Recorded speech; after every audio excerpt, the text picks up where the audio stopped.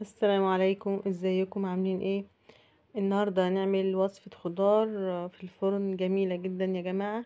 الوصفة دي قد ايه لذيذة وسهلة وبتنجز في 10 دقايق تلاقي نفسك عملت الغدا. دي وصفة خضار مشكل زي ما انت شايفة.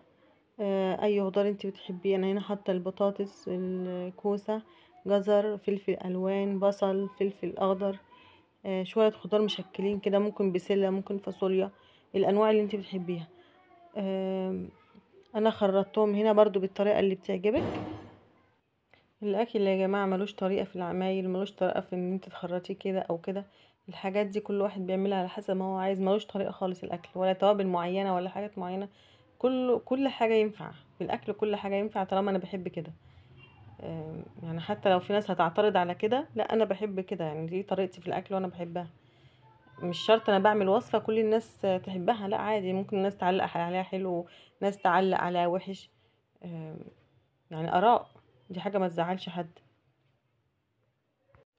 والمهم بالنسبة لي ان يجي وقت الغدا يكون الغدا جاهز.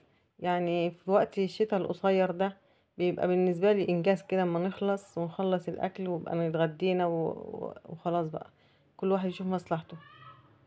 يمكن اكبر مشكلة بالنسبة لنا لكل الامهات يعني اللي عليها قصة الاكل دي، هناكل إيه النهارده، هنعمل إيه النهارده، يا وجع دماغ والله، حاجة صعبة جدا.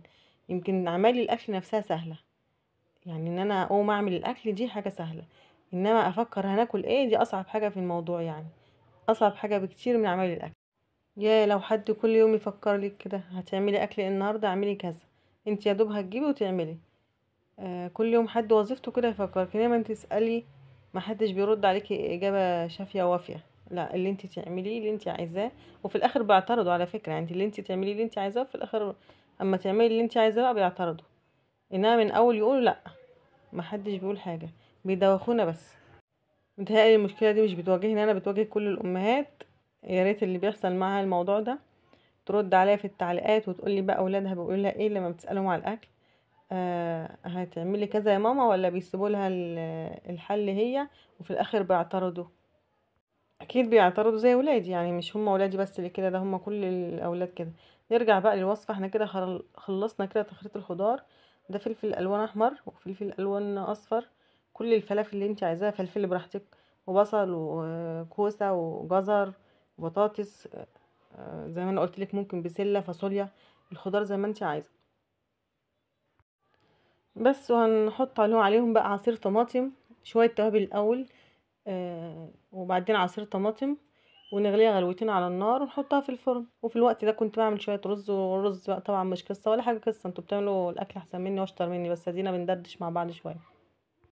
وقسما بالله يا جماعه انا فضلت طول الوقت في اليوم ده انا محتاره اعمل اكل ايه.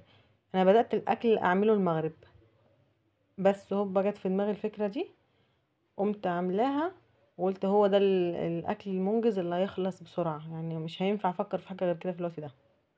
وفعلا مفيش نص ساعة كان الأكل استوى اللي في الفرن خرج، وعملت شوية رز وبسرعة كده خلصنا. بصراحة يعني ما اقولكوش ان حد اعترض على الأكل، لا والله عجبتهم وقالوا لي جميلة يا ماما. وحبوها جدا يعني، بس انا ما كنتش اول مرة اعملها، انا كنت عاملاها لهم قبل كده. انا نسيت اقول لكم ان احنا هنا حطينا شوية زيت ومعلقتين سمنة، او ممكن تحط زيت بس او سمنة كده. استوت اهي، وده انا بقدمها. شكلها جميل والله يا جماعة، يفتح النفس، صح ولا ايه رأيكم؟ هو فعلا زي ما بيقولوا، يعني العين بتاكل قبل البطن، لان الاكل لما شكله بيعجبك نفسك بتتفتح وبتاكلي. خلاص كده الفيديو خلص، لو عجبك الاكل ما تنسيش تعملي اشتراك ولايك. والسلام عليكم ورحمة الله وبركاته، مع السلامة.